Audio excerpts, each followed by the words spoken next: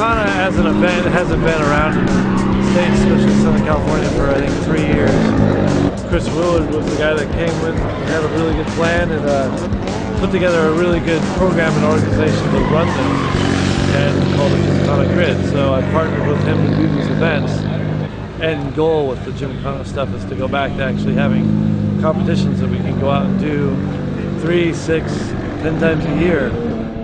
I mean, this is such a different type of driving, a different driving style, a different setup that, you know, it takes the skills of a rally driver with the four-wheel drive car and puts it in sort of a different box. I mean, we have the likes of Travis Pastrana, Dave Mirra, and Faust, those guys. Yeah, those guys are all interested and want to come. So those types of things are a given for me. But we also want to try and attract people like Petter Solberg. Right. You know, guys like Petter Solberg and other world rally drivers, they all talk to me about doing this stuff because, you know, they're paid to show up and just race a world rally, and it's all the pressure and the seriousness. They want to come out and kind of have fun like this. So that's what's cool about this stuff, is that in its simplest form, even in a very grassroots form, it's just very fun. It's fun to drive a car like this aggressively, you know, and to have a course that's set up that's ideal for doing that type of driving, and it's time. It kind of gives you a goal of not only driving it well, but then having the time to justify it.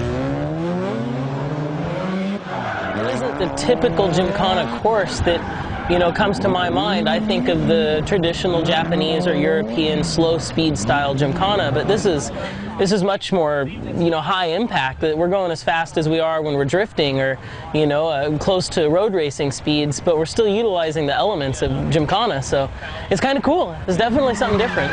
This Gymkhana, the way they have it set up right now, it really utilizes all of the skills I have. And there's few events that I go to that really require me to break out everything. So it's definitely good practice. Yeah, this car in particular is based off the rallycross car that built to race in the European Rallycross Championship. So we use that as a base. You know, it's a 2011 Ford Fiesta under all that. And this one in particular, though, we took that base in that rally car and basically built exactly to my specifications how I wanted to drive, sort of the ultimate setup. So the great thing about, you know, the Gymkhana setup is I'm not restricted by anybody's rules. Like with World Rally, with American Rally, you're stuck with particular rules that govern how big the turbo is, or how big, you know, the turbo restrictor is, that type of thing, or the weight of the car.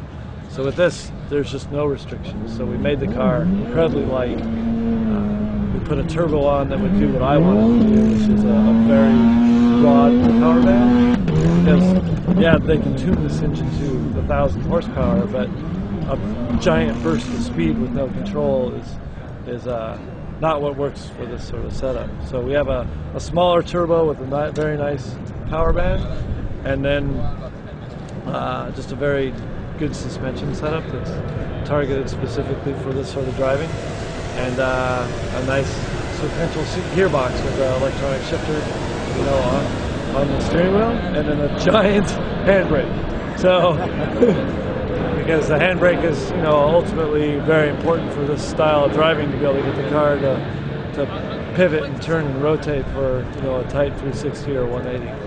Yeah, I have it geared a bit shorter because, as you can see, we're not, you know, compared to a rally stage where you're going from point A to point B for 10 miles and you can get up to 110 miles an hour. You just don't need to do that here. So this car's actually geared pretty low, knowing that, you know, that I need to use some of the tighter spins. First gear is actually really low. So I can get up to fourth gear in this straightaway. It's a electronic paddle sequential gearbox. So I can actually get through the gears very fast. But most of the course I actually do in second gear.